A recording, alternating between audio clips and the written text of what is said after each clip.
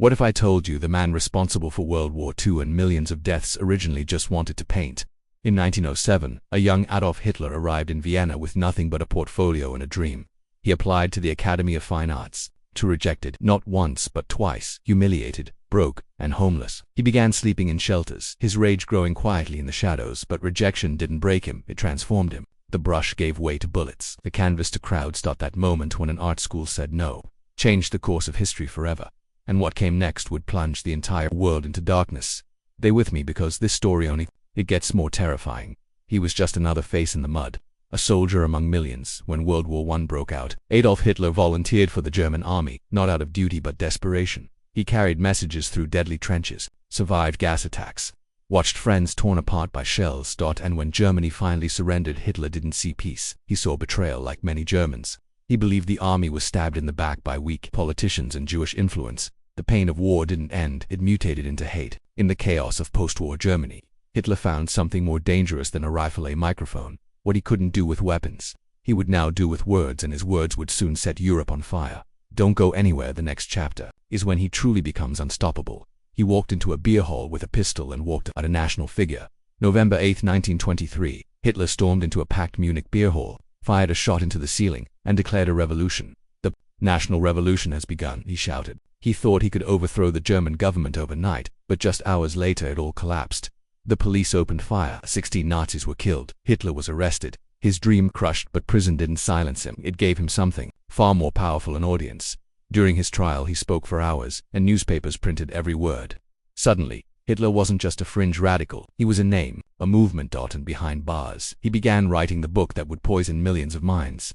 The next part reveals the dark power of Mein Kampf. He didn't just write a book, he wrote a weapon. Inside a quiet prison cell, Adolf Hitler scribbled furiously, page after page of bitterness, blame, and bigotry. The result, Mein Kampf, my struggle. But it wasn't just about his past. It laid out a terrifying future, a Germany ruled by one race and a world rid of those he called enemies. At first, no one took it seriously. It sold slowly, quietly. But as Hitler's power grew, so did the book's reach. It was given to every soldier, every student, every newlywed, a wedding gift that carried genocide inside. Millions read it. Millions believed it. And within its pages were the seeds of a global nightmare. But how did this man rise from prison to power? That story unfolds in the next chapter. He didn't seize power with violence, he was voted in. In 1933, Germany was desperate, crushed by economic collapse, humiliated by war, and drowning in fear.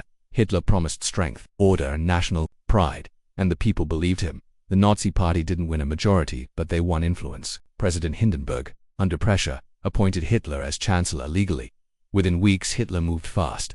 He banned rival parties, silenced newspapers, sent enemies to camps, and then the Reichstag fire, a mysterious blaze at the German parliament, gave Hitler the excuse he needed. He declared a national emergency. Civil liberties vanished overnight. And just like that, democracy died, not with a bang, but with a signature.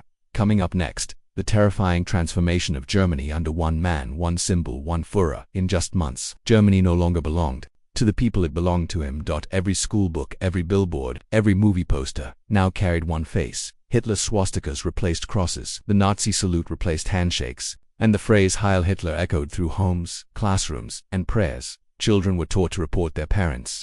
Books were burned in public flames, and opposition silenced by fear or by force. The Nazis didn't just control the government, they controlled the minds.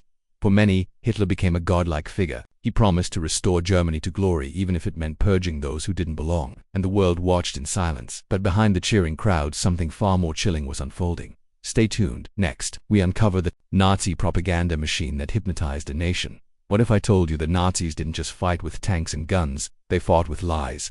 Enter Joseph Goebbels, Hitler's right-hand man of manipulation. His mission: turn every German, ear, and thought toward one message: obey, believe, follow. Radio became a weapon. Speeches were broadcast daily, flooding homes with Hitler's voice.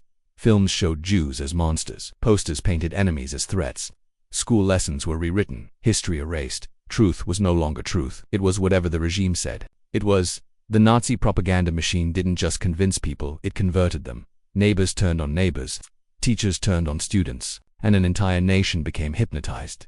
But behind the blind loyalty, Hitler was plotting something darker, far beyond manipulation. Up next, the Nazis' obsession with secret weapons, ancient rituals, and world domination. What if Hitler's quest wasn't just for power but for the impossible? Deep in the mountains, hidden in bunkers and forests, Nazi scientists worked on projects that seemed straight out of science fiction. Jet-powered aircraft, giant tanks, sound cannons, even rumors of a Nazi UFO. But that's not all. Hitler was obsessed with ancient relics, Norse mythology, and dark occult rituals. He believed certain objects, like the Holy Grail or the Spear of Destiny, could make him invincible.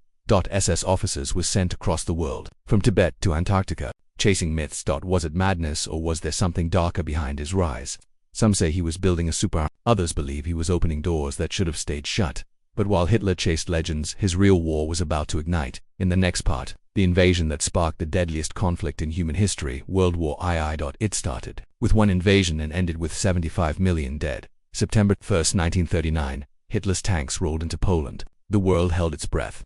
2 days later, Britain and France declared war. World War II had begun. Hitler moved like a storm. Poland fell, then Norway, then France. Blitzkrieg lightning war crushed everything in its path. But while the armies marched, something far more horrifying began behind the scenes. Jews were rounded up. Ghettos were built, and concentration camps, death factories came to life.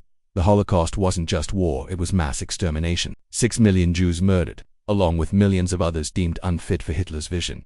Cities burned, nations fell, and the world asked, how did it come to this? But Hitler's empire wasn't eternal. His enemies were closing in. In our final part, the fall of the Reich and the mystery of Hitler's final breath. Berlin was burning, the walls were closing in, and the man who once ruled millions was now hiding in a bunker. April 1945, Allied forces surrounded Berlin. Soviet troops were just blocks away. Inside a concrete bunker beneath the city, Hitler gave his final orders. Then silence, he was gone. Officially, he took a pistol and a cyanide capsule. His body was burned, the ashes scattered. But questions remain: no photos, no body, no confirmed grave. Some say he fled to South America. Others believe the Soviets covered up the truth. Even decades later, the world still asks, did Hitler really die in that bunker?